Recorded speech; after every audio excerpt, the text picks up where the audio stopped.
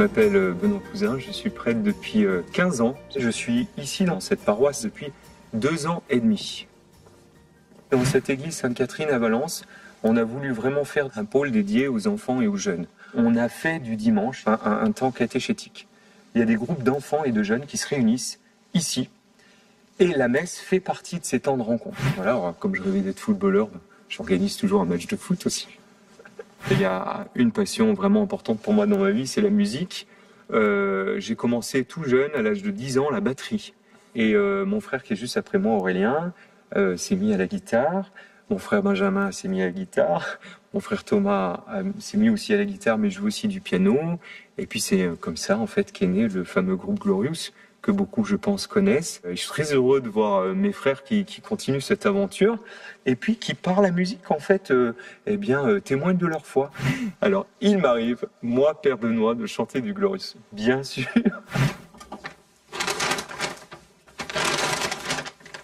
Je m'appelle Antoine, j'ai 72 ans, je suis président de Saint-Vincent de Paul Valence, la conférence, depuis 5 ans.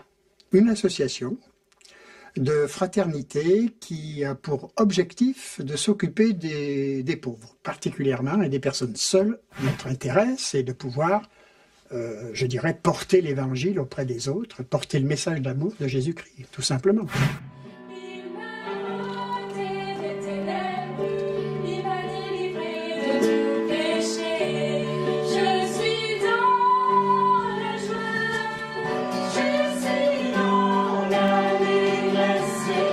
Donc, je m'appelle Marie, j'ai 15 ans, je suis en classe de première, j'habite à Valence et je suis au lycée Camille Vernet et j'anime les messes à la Sainte-Catherine. Cet engagement, cet engagement dans l'animation, c'est pour moi déjà une partie de ma foi. C'est aussi un service pour les autres. Je les fais prier et tout. Je les aide à prier en quelque sorte, en chantant à la messe. Tu connais les questions ? Non, justement. Ce que j'aimerais que les gens perçoivent, c'est que on anime les messes, on est assez quand même content de le faire. C'est un truc où on se sent bien aussi, il y a de l'ambiance et tout, donc voilà.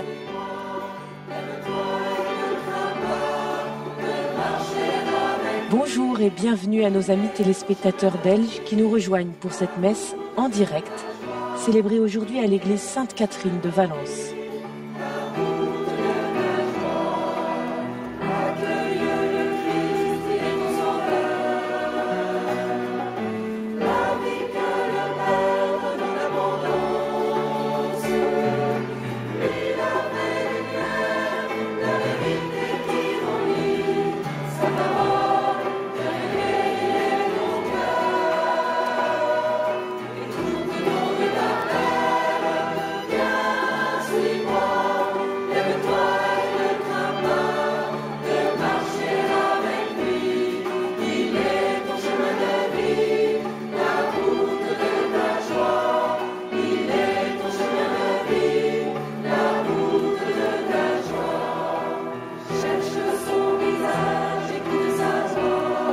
Merci à la communauté valentinoise qui nous accueille avec une très grande joie qu'ils ont à cœur de nous partager.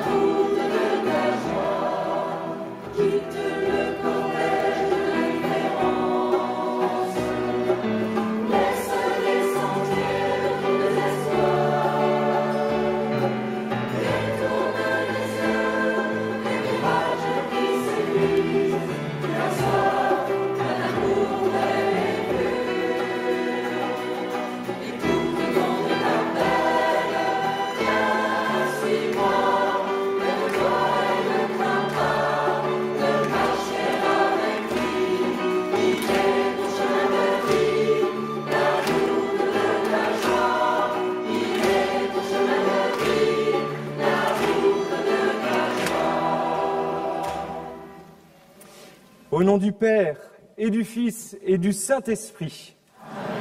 Le Seigneur soit avec vous. Frères et sœurs, chers amis, chers téléspectateurs, bienvenue à l'église Sainte-Catherine.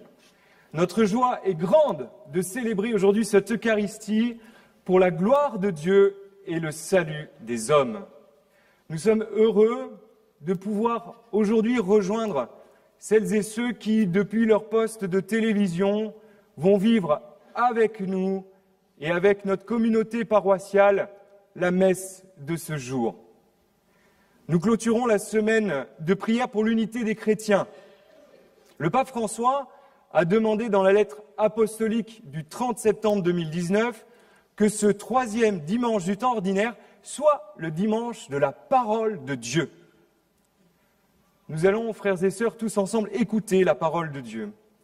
Soyons particulièrement attentifs, puisque Dieu vient parler à notre cœur. Écoutons Jésus nous dire en ce jour, « Convertissez-vous, car le royaume des cieux est tout proche. Venez à ma suite, je vous ferai pécheurs d'hommes. » Frères et sœurs, préparons-nous à la célébration de l'Eucharistie en reconnaissant que nous sommes pécheurs et pardonnés. Je confesse à Dieu Tout-Puissant, je reconnais devant mes frères que j'ai péché en pensée, en parole, par action et par omission. Oui, j'ai vraiment péché. C'est pourquoi je supplie la Vierge Marie, les anges et tous les saints, et vous aussi, mes frères, de prier pour moi, le Seigneur.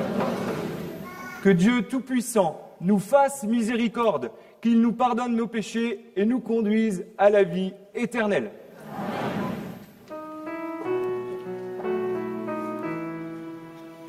Oh, Christ,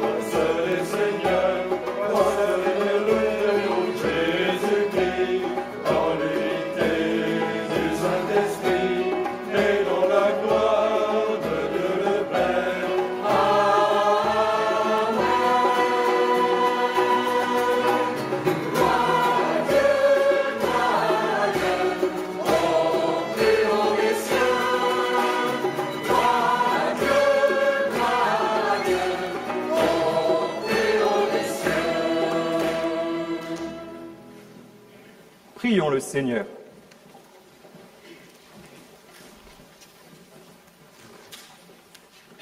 Seigneur, ravive ton Église au souffle de l'Esprit, qu'elle avance dans l'amour de la vérité et travaille d'un cœur généreux à l'unité de tous les chrétiens.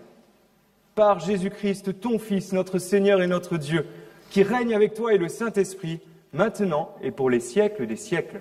Amen.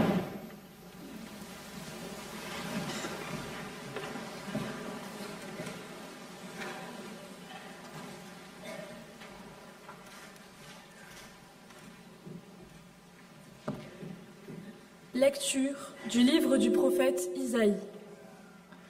Dans un premier temps, le Seigneur a couvert de honte le pays de Zabulon et le pays de Nephtali. Mais ensuite, il a couvert de gloire la route de la mer, le pays au-delà du Jourdain et la Galilée des nations. Le peuple qui marchait dans les ténèbres a vu se lever une grande lumière, et sur les habitants du pays de l'ombre, une lumière a resplendi. Tu as prodigué la joie, tu as fait grandir l'allégresse. Ils se réjouissent devant toi comme on se réjouit de la moisson, comme on exulte au partage du butin.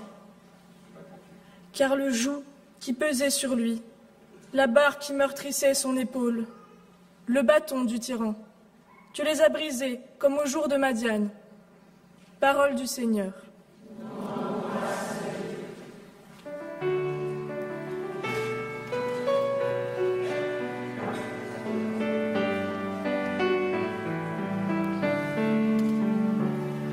Le Seigneur est ma lumière et mon salut. De qui aurais-je crainte? Le Seigneur est le rempart de ma vie. Devant qui tremblerais-je? Le Seigneur est ma lumière et mon salut.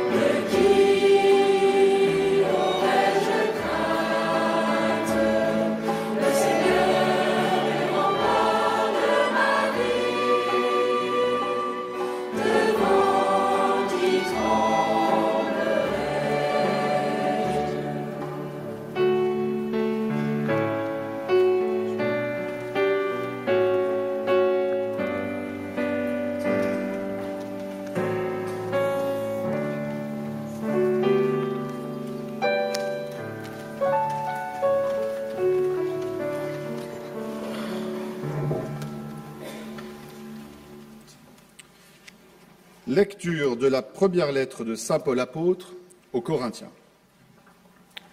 Frères, je vous exhorte au nom de notre Seigneur Jésus-Christ, ayez tous un même langage. qu'il n'y ait pas de division entre vous. Soyez en parfaite harmonie de pensée et d'opinion. Il m'a été rapporté à votre sujet, mes frères, par les gens de chez Chloé, qu'il y a entre vous des rivalités. Je m'explique.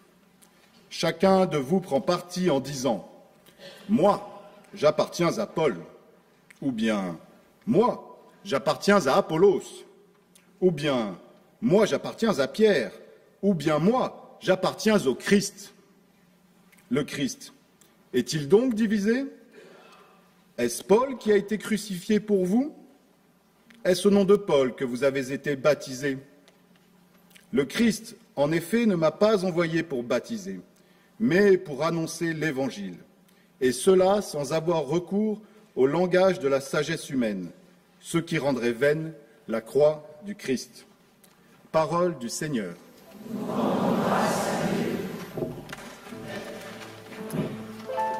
En ce dimanche de la parole de Dieu, continuons à laisser infuser la parole dans nos cœurs.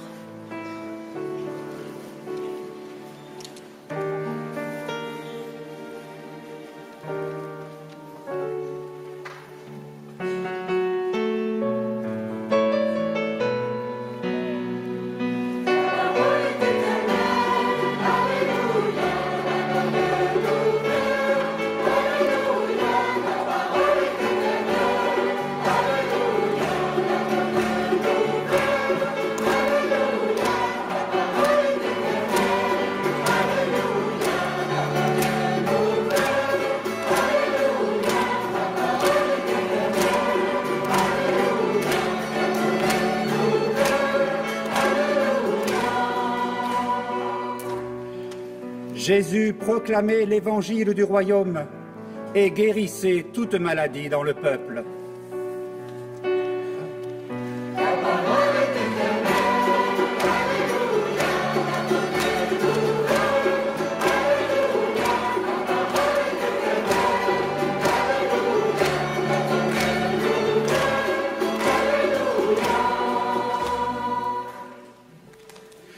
Le Seigneur soit avec vous. Évangile de Jésus-Christ selon saint Matthieu.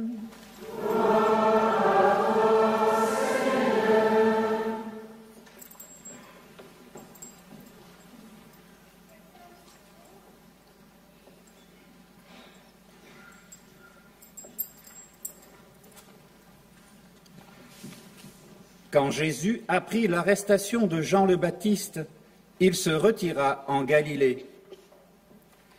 Il quitta Nazareth et vint habiter à Capharnaüm, ville située au bord de la mer de Galilée, dans les territoires de Zabulon et de Nephtali. C'était pour que soit accomplie la parole prononcée par le prophète Isaïe. Pays de Zabulon et pays de Nephtali, route de la mer et pays au-delà du Jourdain, Galilée des nations. Le peuple qui habitait dans les ténèbres a vu une grande lumière. Sur ceux qui habitaient dans le pays et l'ombre de la mort, une lumière s'est levée. À partir de ce moment, Jésus commença à proclamer « Convertissez-vous, car le royaume des cieux est tout proche ». Comme il marchait le long de la mer de Galilée, il vit deux frères, Simon, appelé Pierre, et son frère André, qui jetaient leurs filets dans la mer, car c'étaient des pêcheurs. Jésus leur dit, « Venez à ma suite, et je vous ferai pêcheurs d'hommes. » Aussitôt, laissant leurs filets, ils le suivirent. De là, il avança et il vit deux autres frères, Jacques, fils de Zébédée, et son frère Jean, qui étaient dans la barque avec leur père en train de réparer leurs filets. Il les appela. Aussitôt, laissant la barque et leur père, ils le suivirent. Jésus parcourait toute la Galilée, Il enseignait dans leur synagogue, proclamait l'évangile du royaume, guérissait toute maladie et toute infirmité dans le peuple. Acclamons la parole de Dieu. Louange à toi, Seigneur Jésus.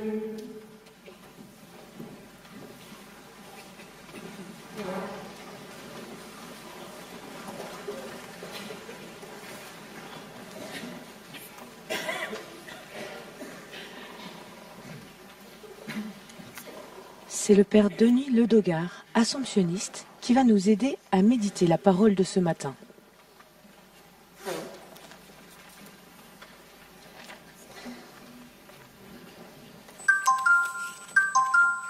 Ah, frères et sœurs, excusez-moi, mais j'ai un message.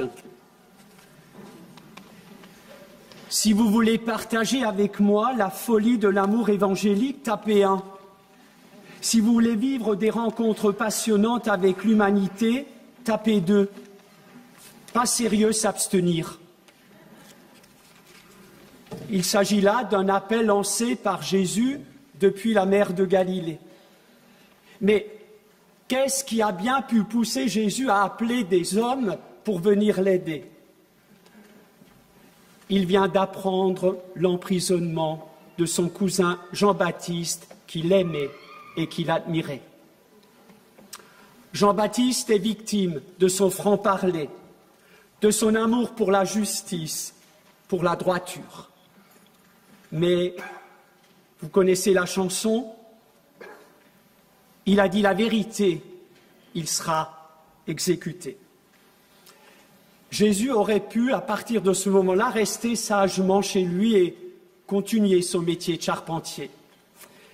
Mais bien au contraire, il prend la décision d'aller à Capharnaüm, quittant Nazareth, minuscule bourgade sans histoire, blottie dans les replis de ses collines. Capharnaüm, une ville de carrefour, une ville bruyante, active, où se croisent des personnes de nations différentes, de races et de cultures. C'est que Jésus veut être là où ça bouge, là où ça vit, là où ça chante. Jésus aime être au milieu du monde. Mais, comme nous le rappelle le pape François, à la périphérie. Jésus veut pouvoir annoncer aux tout-venants l'Évangile, et cela sans distinction.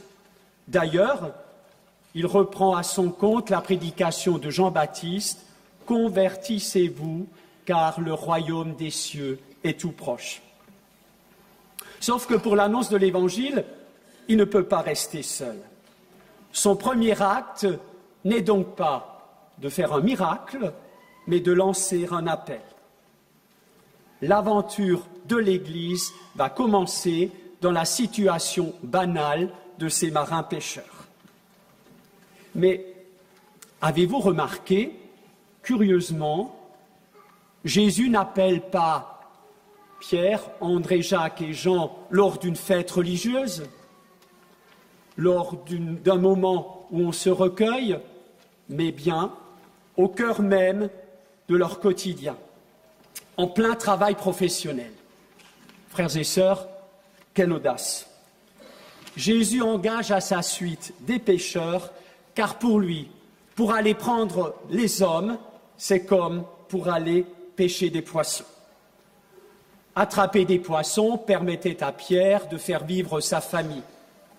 Devenir pêcheur d'hommes leur permettra de prendre dans le filet de leur amour, de leur sollicitude, la grande famille de l'humanité. Quelle tâche exaltante! Oh, il ne manque pas aujourd'hui de poissons à taquiner. Ils sont nombreux et variés. Alors, frères et sœurs, que vous ayez tapé 1 ou 2 aux propositions de Jésus, peu importe.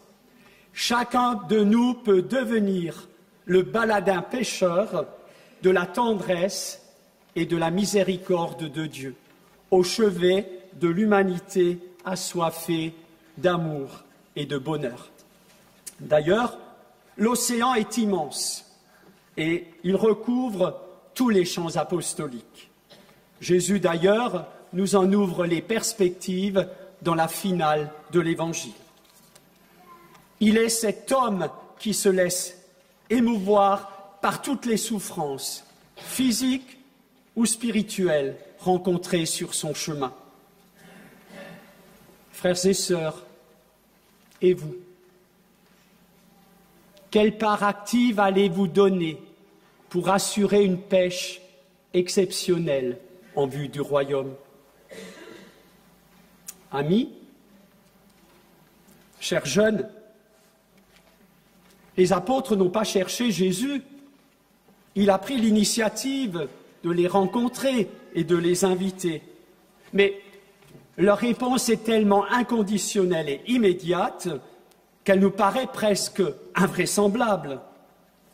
Mais Jésus a prévenu dans son SMS du début, pas sérieux, s'abstenir. En ce dimanche de la parole de Dieu instituée par le pape François, laisse-toi interpeller par elle. N'as-tu pas envie de devenir aussi ce pécheur capable d'étancher la formidable soif d'amour de tes frères et sœurs en humanité? Tu sais, il manque des bras. Et si le Christ t'embarquait aujourd'hui à sa suite pour vivre une aventure merveilleuse, quelle serait ta réponse? Qu'attends-tu, cher jeune, pour partager tes talents? Tu n'as qu'une vie. Un jour, le Seigneur m'a séduit. Et comme Pierre, je me suis laissé séduire. Je ne regrette rien de mon engagement au service de l'homme. En ce jour même, je reconduis le contrat qui me lie à jamais au Christ.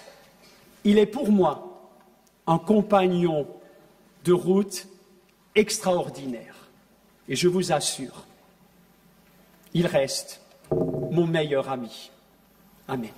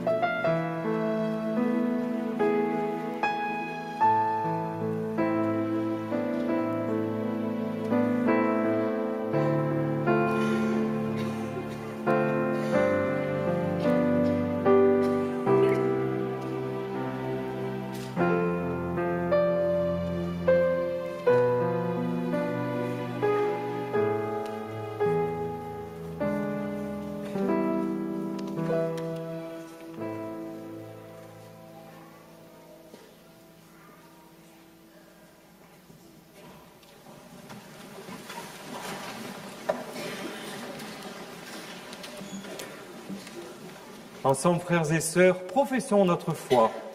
Je crois en Dieu, le Père Tout-Puissant, Créateur du ciel et de la terre, et en Jésus-Christ, son Fils unique, notre Seigneur, qui a été conçu du Saint-Esprit, est né de la Vierge Marie, a souffert sous Ponce Pilate, a été crucifié, est mort, et a été enseveli, et descendu aux enfers.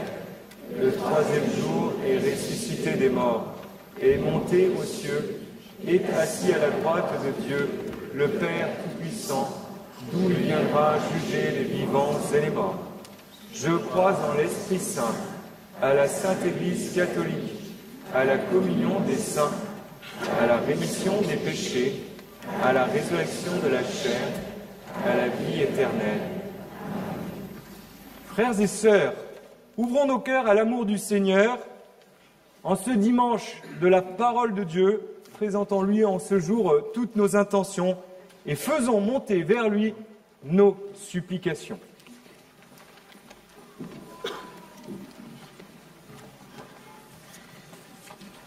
Seigneur, envoie ton esprit de force et de lumière à tous ceux qui, dans ton Église, sont chargés de transmettre ta parole, et en particulier les théologiens, les catéchistes, les aumôniers de prison et d'hôpitaux.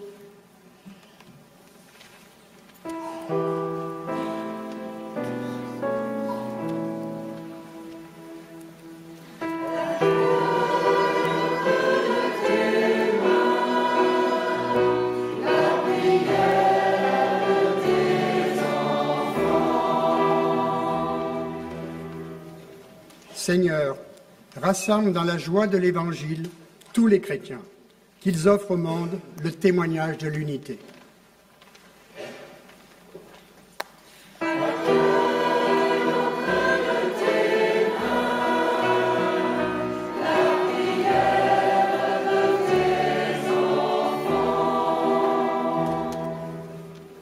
Seigneur, nous te confions toutes les personnes qui sont seules, les plus démunis, les prisonniers, les sans-abri, ainsi que tous ceux qui leur viennent en aide, et en particulier les membres des conférences de Saint-Vincent de Paul qui œuvrent dans nos quartiers.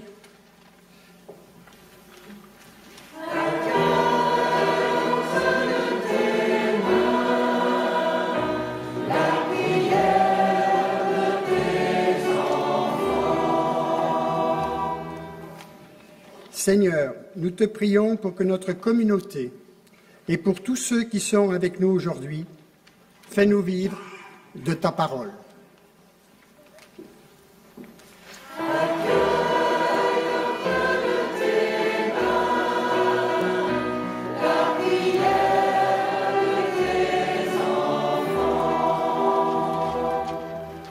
Seigneur, accueille les prières que nous faisons monter vers toi.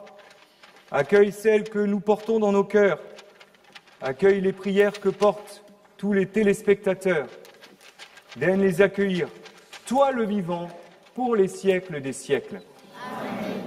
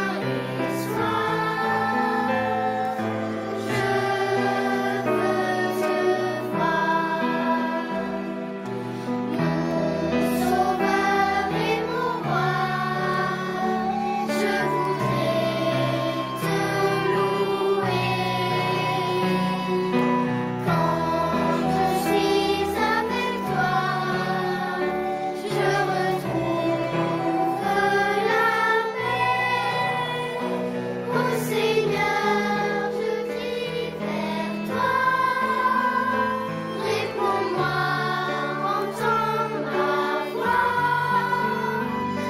t'appelle matin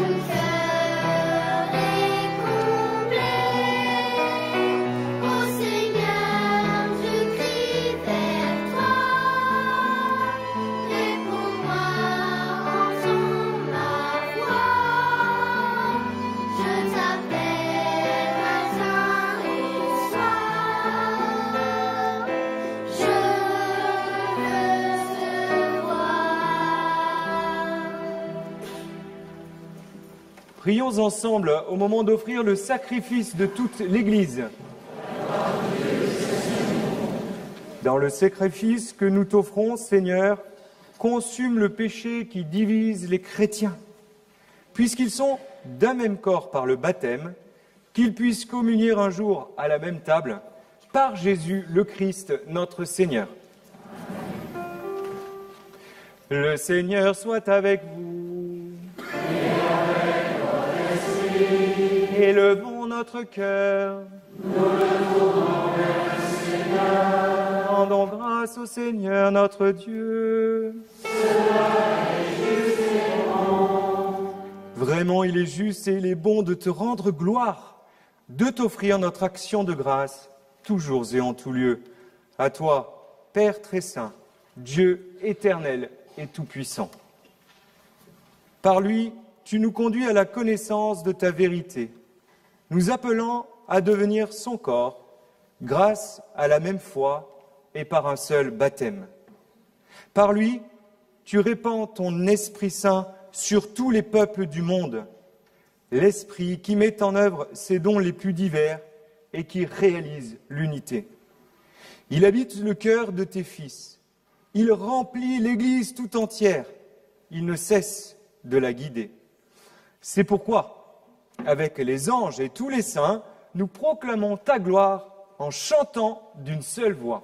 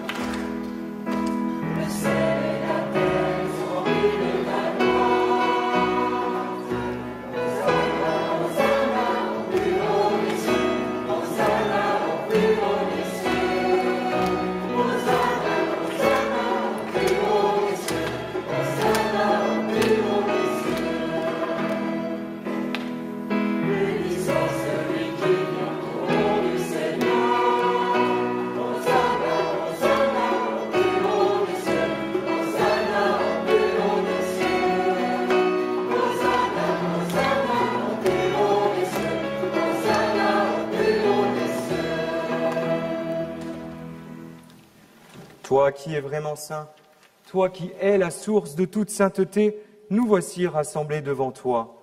Et, dans la communion de toute l'Église, en ce premier jour de la semaine, nous célébrons le jour où le Christ est ressuscité d'entre les morts. Par lui, que tu as élevé à ta droite, Dieu notre Père, nous te prions. Sanctifie ces offrandes en répandant sur elles ton esprit, qu'elles deviennent pour nous le corps et le sang de Jésus le Christ, notre Seigneur. Au moment d'être livré et d'entrer librement dans sa passion, il prit le pain. Il rendit grâce, il le rompit et le donna à ses disciples en disant « Prenez et mangez-en tous, ceci est mon corps livré pour vous. »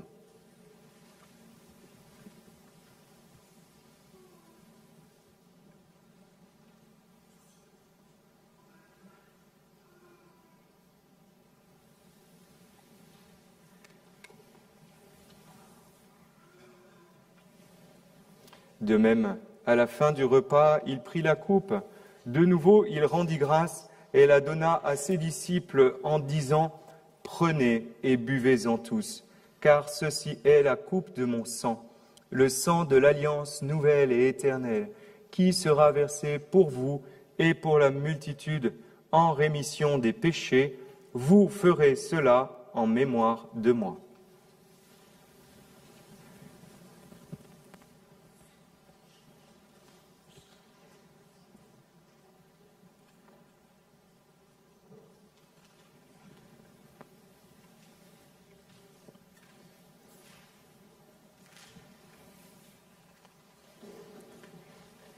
Chantons et proclamons ensemble le mystère de la foi.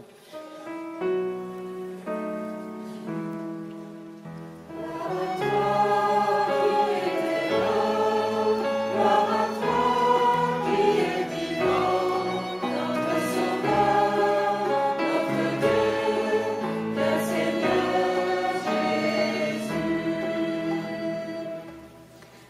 Faisant ici mémoire de la mort et de la résurrection de ton Fils, nous t'offrons, Seigneur, le pain de la vie et la coupe du salut, et nous te rendons grâce, car tu nous as choisis pour servir en ta présence. Humblement, nous te demandons qu'en ayant part au corps et au sang du Christ, nous soyons rassemblés par l'Esprit Saint en un seul corps. Souviens-toi, Seigneur, de ton Église répandue à travers le monde. Fais-la grandir dans ta charité avec le pape François, notre évêque Pierre-Yves et tous ceux qui ont la charge de ton peuple. Souviens-toi aussi de nos frères et sœurs qui se sont endormis dans l'espérance de la résurrection, de tous les hommes qui ont quitté cette vie. Reçois-les dans ta lumière auprès de toi. Et sur nous tous, enfin, nous implorons ta bonté. Permets qu'avec la Vierge Marie, la bienheureuse Mère de Dieu, avec Saint Joseph, son époux, avec les apôtres et les saints de tous les temps qui ont vécu dans ton amitié, nous ayons part à la vie éternelle et que nous chantions ta louange par Jésus-Christ, ton Fils bien-aimé. Par lui, avec lui et en lui, à toi, Dieu le Père Tout-Puissant, dans l'unité du Saint-Esprit, tout honneur et toute gloire pour les siècles des siècles.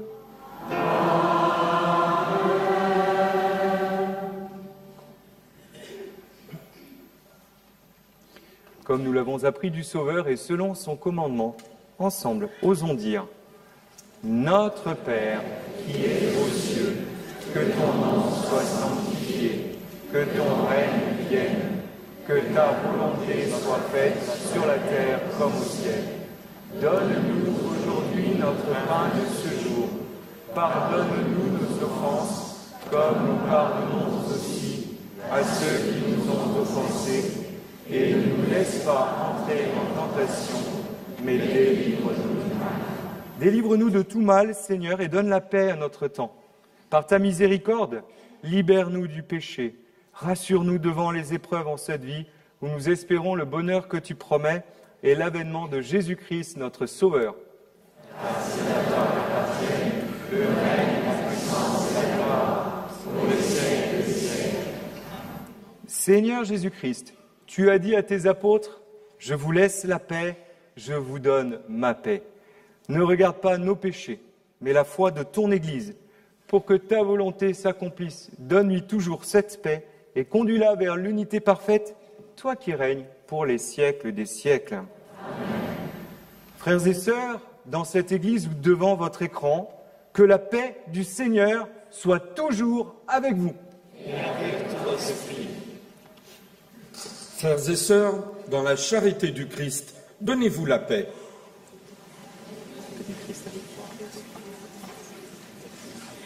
Oui, que la paix et la joie du Christ soient avec chacune et chacun d'entre nous, où que nous soyons.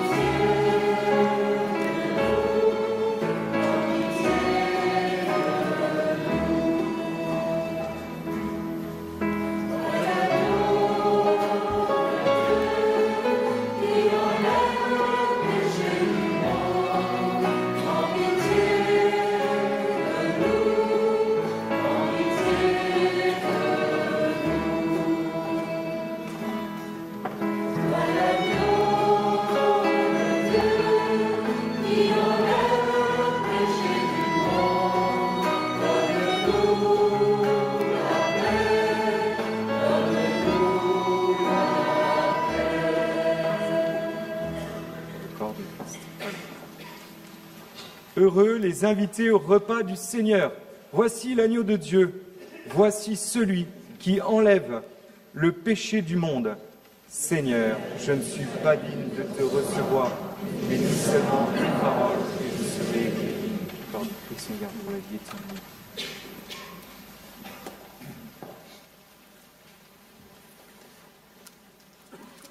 Que le sang du Christ nous garde pour la vie éternelle.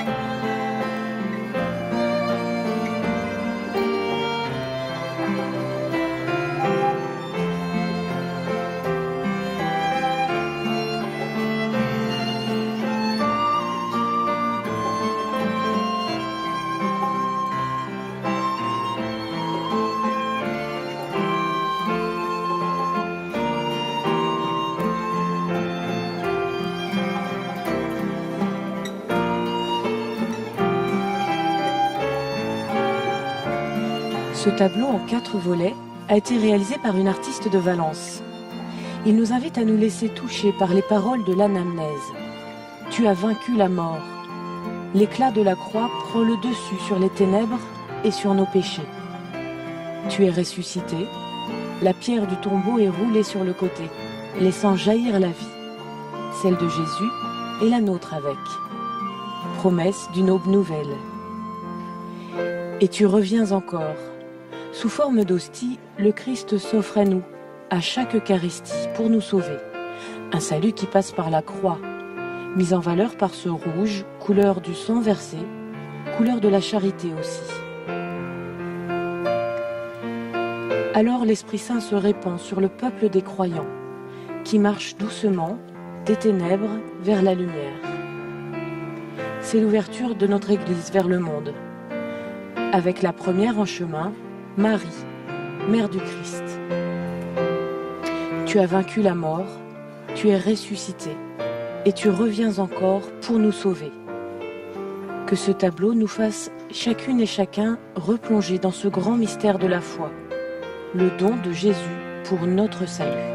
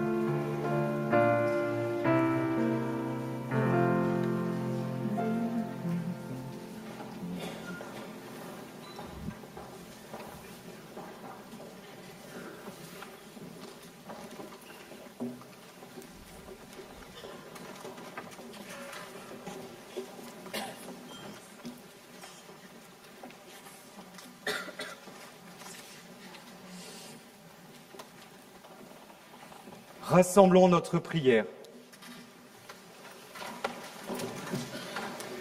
Après avoir communié au sacrifice du Christ, nous te demandons, Seigneur, d'envoyer sur le corps tout entier de l'Église ton esprit de sainteté, afin qu'il entraîne ceux qui portent le nom de chrétiens à te servir dans l'unité de la foi, par Jésus le Christ, notre Seigneur.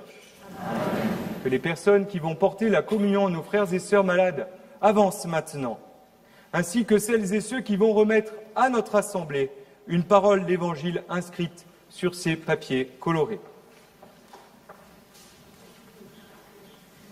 Soyez bénis, vous qui allez porter le corps du Christ, mais aussi la parole du Christ à nos frères et sœurs malades. Assurez-les de notre prière et demandez-leur aussi de prier pour nous. Et vous tous, recevez ces panières et distribuez à chacun la parole de Dieu. Que cette parole guide chaque jour chacun et que par elle, la bonne nouvelle du salut soit annoncée à tous les hommes. Le Seigneur soit avec vous. Et avec votre esprit. Et que Dieu Tout-Puissant vous bénisse, le Père, le Fils et le Saint-Esprit. Amen. Allez porter la joie de l'Évangile, la parole de Dieu. Allez dans la paix du Christ. Nous rendons grâce à Dieu. C'est par cette distribution de passages de la Bible que les paroissiens proposent de marquer le dimanche de la parole. Je vous invite à partager ce geste en choisissant vous aussi une parole d'évangile qui vous accompagnera toute cette semaine.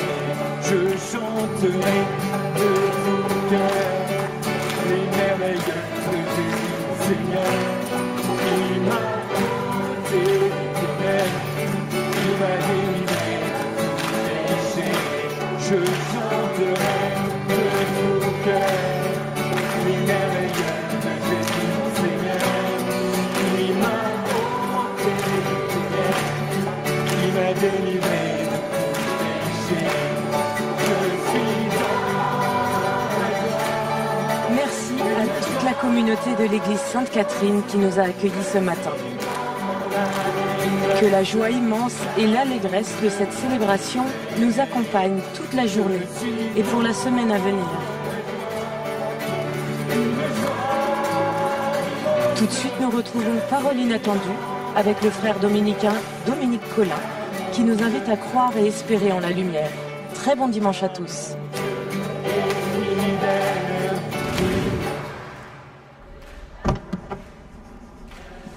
Et j'aimerais me rendre à la gare de Liège-Guillemins, s'il vous plaît.